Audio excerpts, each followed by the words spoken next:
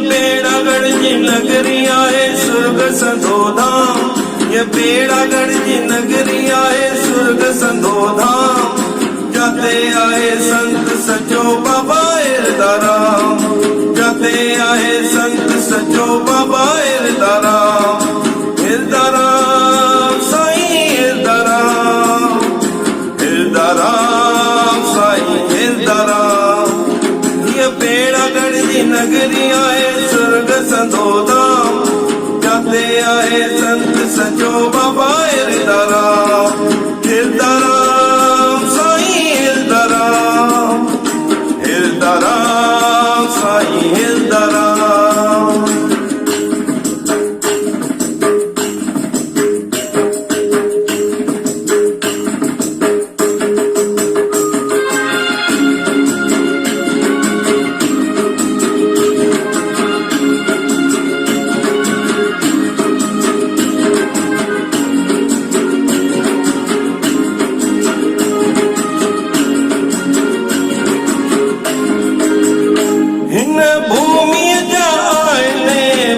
सवाया इन भूमि जा आए भाग सवाया।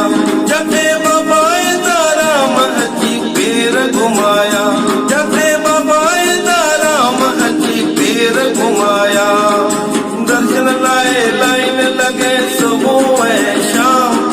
दर्शन लाए लाइन लगे सुबह ऐं शाम। जाते आए संत सचो बाबा इरदाराम। आए संत सचो बाबा इरदाराम। इरदाराम साईं इरदाराम। इरदाराम साईं इरदाराम।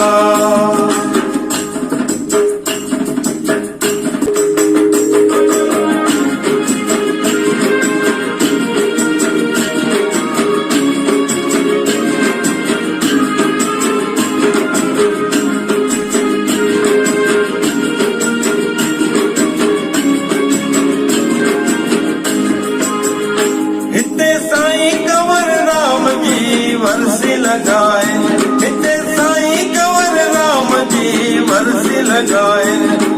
स्वर्ण राजा वीर जो तमेलो मलाए। स्वर्ण राजा वीर जो तमेलो मलाए। व्याप गणा संत जिय साईं वसुराम। व्याप गणा संत जिय साईं वसुराम। जाते आए संत सचो बाबा इरदाराम। जाते आए संत सचो बाबा इरदाराम। इरदाराम साईं इरदाराम। इरदाराम साईं इरदाराम।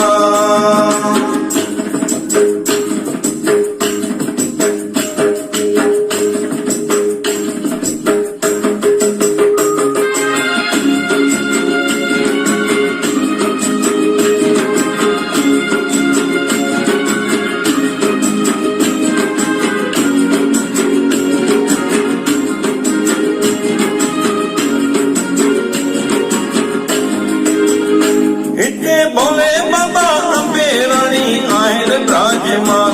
हिते बोले बाबा अम्बे रानी आयन विराजमान।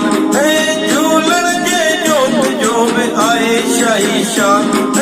झूलण जे जोत जो बि आए शाही शान।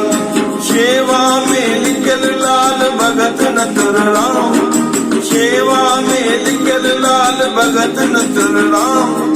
जाते